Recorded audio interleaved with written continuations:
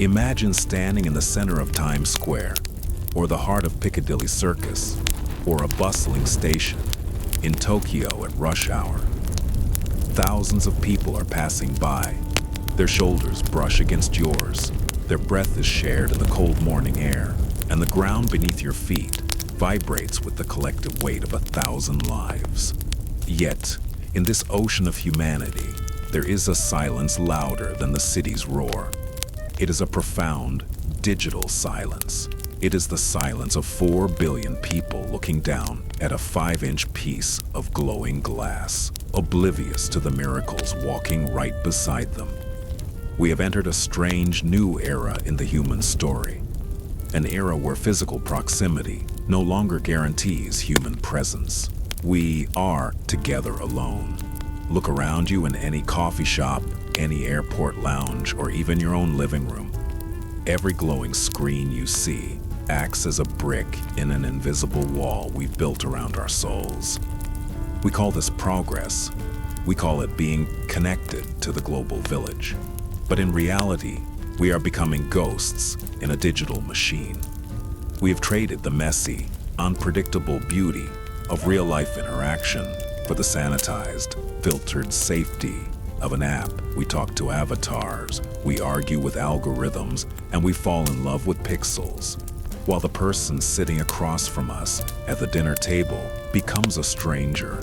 The synaptic gap isn't just a biological space in our brains anymore. It's the empty, physical space between two people sitting on the same sofa, lost in two different digital galaxies. We have traded the warmth of a human gaze, the window to the soul, for the cold, blue flicker of an LED light. This is the first symptom of our modern sickness, the death of the here and now. We are physically present, but mentally elsewhere, wandering through a labyrinth of data, while the real world, the only world that truly matters, fades into a background blur. We have built the ultimate connection tool, and yet we have never felt more disconnected from ourselves and from each other.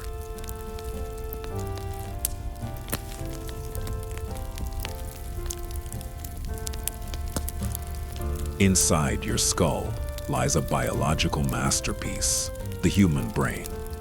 It is the result of millions of years of evolution, designed for survival, for storytelling around a fire, and for forging deep, real-world bonds. But today, in 2026, that ancient computer is being systematically and professionally hacked. Every like, every red notification bubble, every infinite scroll is not just a feature, it is a calculated strike on your dopamine receptors. The architects of the digital world, the engineers in Silicon Valley, didn't just build communication tools. They built high-tech digital slot machines. They realized that a human brain is biologically addicted to variable rewards. It's the thrill of the maybe. Maybe there's a new message. Maybe someone liked my photo. Maybe there's a new outrage for me to follow.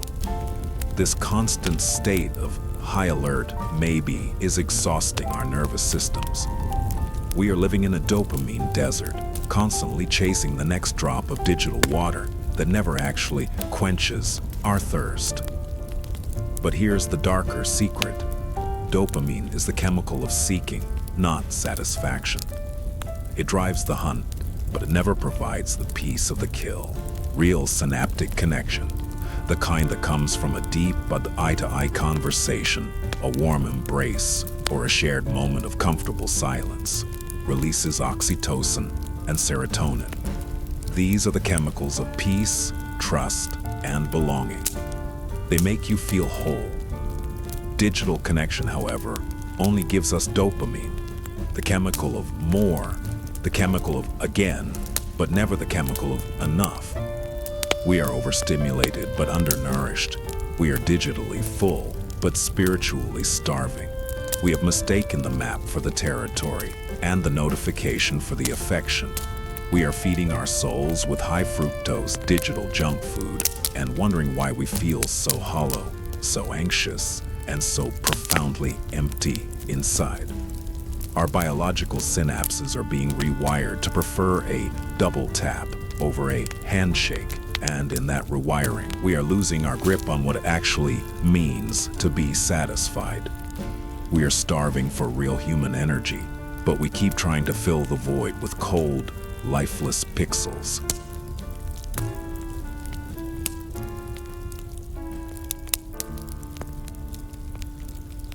Our world wasn't always designed this way. For centuries, humans thrived in what sociologists call third places. These were the neutral grounds that existed outside of home and work.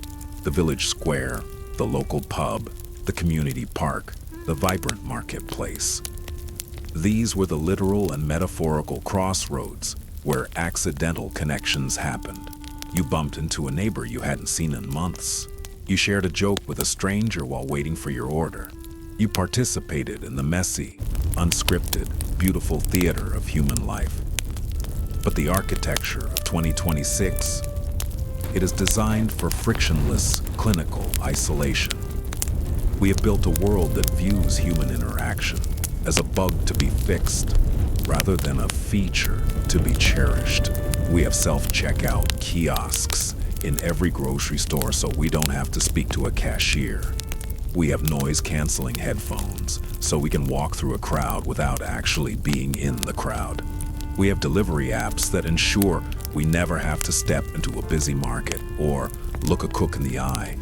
We have smart homes that keep us safe and climate-controlled, but they also act as high-tech bunkers that keep us separate. We have optimized our entire lives for convenience, but we've forgotten a fundamental truth. Convenience is the silent enemy of connection. Connection is messy, it's awkward, it requires effort, vulnerability, and the willingness to be interrupted. By removing the friction of human interaction, we've accidentally removed the spark of life itself. We are living in cities that are getting taller and more impressive, while our conversations are getting shorter and more superficial. We are surrounded by billions of souls, yet the very design of our modern existence ensures that we remain isolated bubbles in a vast, cold, digital ocean. We have traded the common ground where we used to find each other for a private screen where we only find ourselves. In our quest to make everything easier, we've made the most important thing, being human together, the hardest thing of all.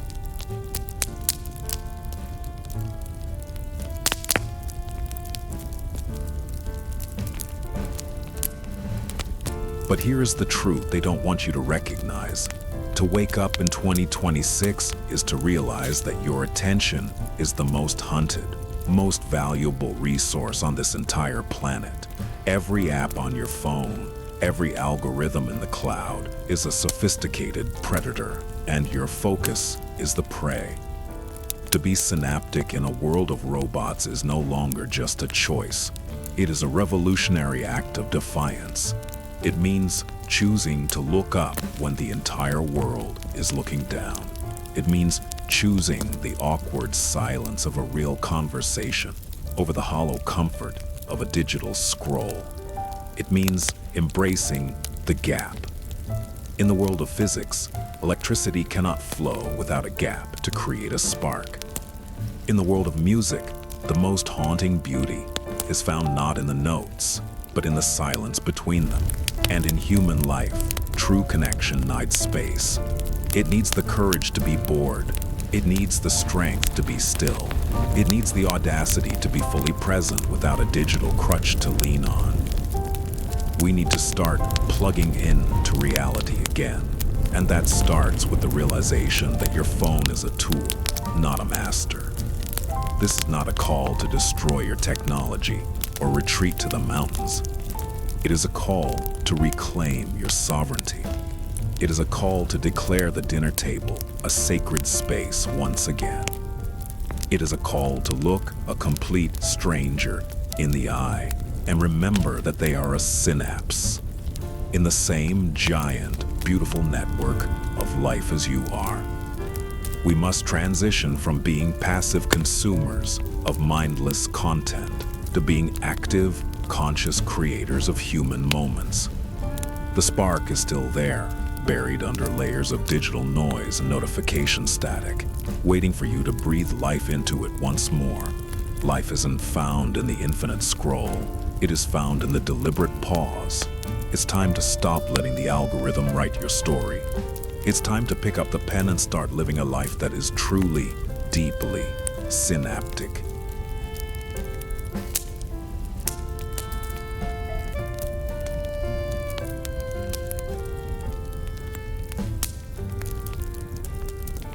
As we move further into this decade, the line between the biological and the digital will continue to blur.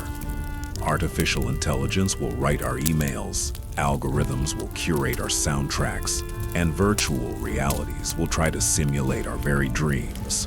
But in this rush toward the future, remember this one unchangeable truth. No AI can feel the genuine warmth of a human hand.